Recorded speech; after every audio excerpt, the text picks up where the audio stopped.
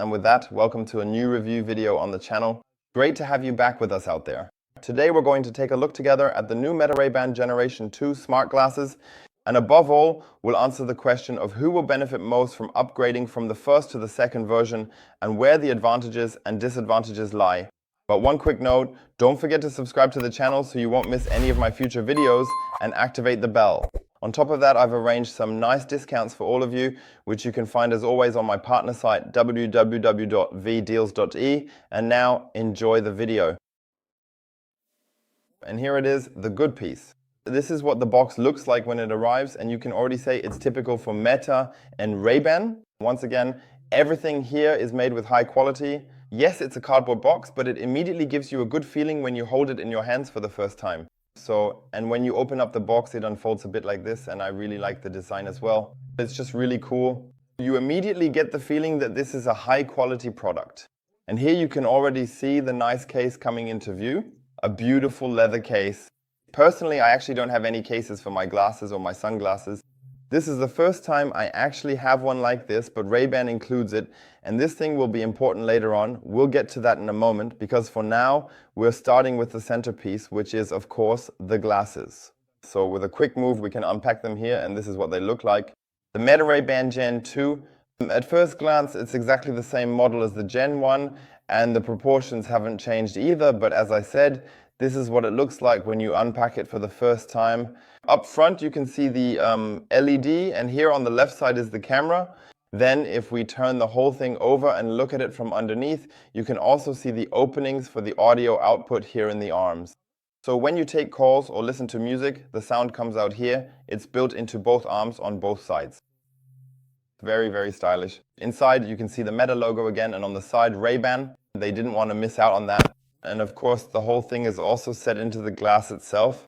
By the way, I chose the Wayfarer version with transition lenses because it was really important to me to have smart glasses that I can use both indoors and outdoors, and that's exactly what the transition lenses allow. They automatically switch from currently being transparent, since we're indoors, to being completely opaque, just like real sunglasses should be, as soon as you wear them outside and sunlight hits the glasses. So that's that for now. Now let's put the glasses aside for a moment and take a look at what else we have here. So as I said, this is the case for now. There's also an LED up front that lights up to show when the glasses are charging, or right now it's glowing green because the battery is fully charged, and on the inside everything is nice and smooth. And here you can also see the two contacts again, which are also attached to the nose area of the glasses. I can quickly show you again. If you look closely, you can see the small silver contacts on the nose of the glasses, and they fit together perfectly here.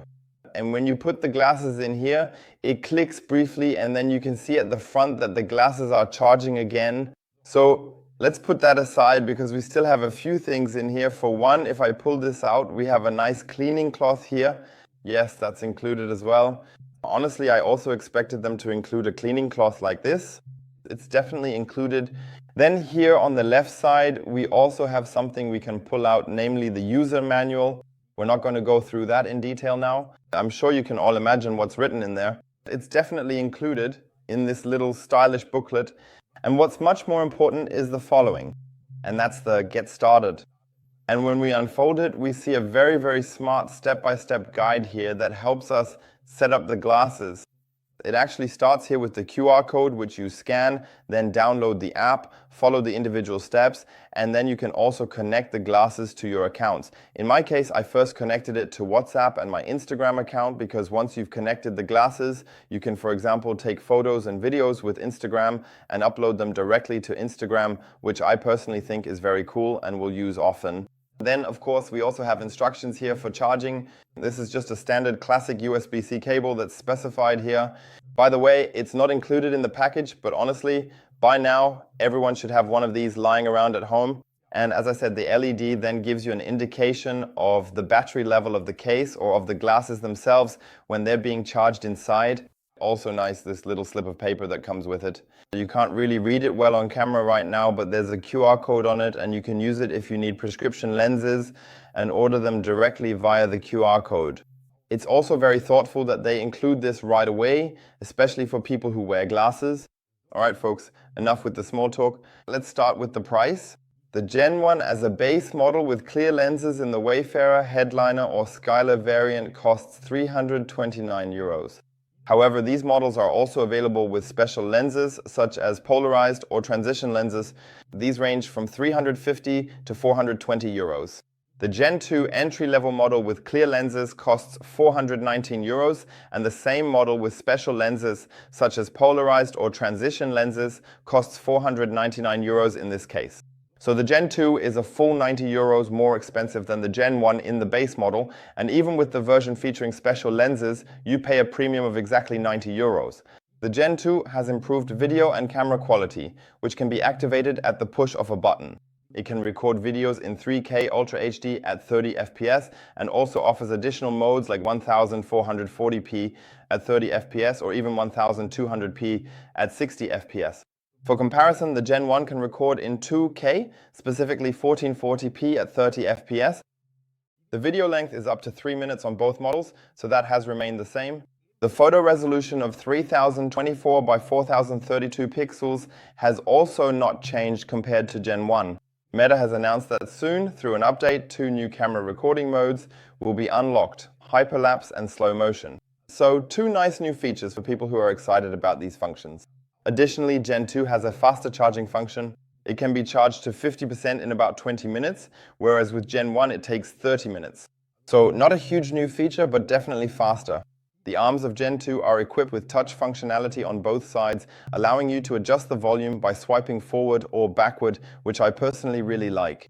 Let's move on to the new software and AI features of Gen 2. It offers live translation and currently supports English, French, Italian, and Spanish. According to Meta, German, Portuguese, and other languages are also set to be added soon. Another new feature is Conversation Focus, a new mode that highlights the voice of the person you're speaking with and reduces background noise, making it easier to understand your conversation partner in noisy environments. The improvements of Gen 2 compared to Gen 1. Gen 2 has a significantly longer battery life, lasting up to 8 hours of typical use on a single charge, almost twice as long as the previous model, which lasts about 4 hours. The charging case has also been significantly improved, now offering 48 hours of additional battery life on the go, which is a full 16 hours longer than Gen 1's case, which provided 32 hours. In summary, the upgrade is worthwhile for anyone who values higher video quality and plans to take a lot of photos and videos with the glasses, as opposed to Gen 1. But to be honest, for beginners or for general everyday use, if you're just taking regular photos and videos with family or friends, I'd say Generation 1 is still absolutely worth it in my opinion. So it's definitely an upgrade, but as I said, it's more geared toward people who want to take a lot of photos and videos with it, maybe even more for content creators, I would say. And yes, that's it for my review of the new Meta Ray-Ban Gen 2. I hope you enjoyed it, and as always, if you support me, I'll support you, and then we'll see each other in the next video.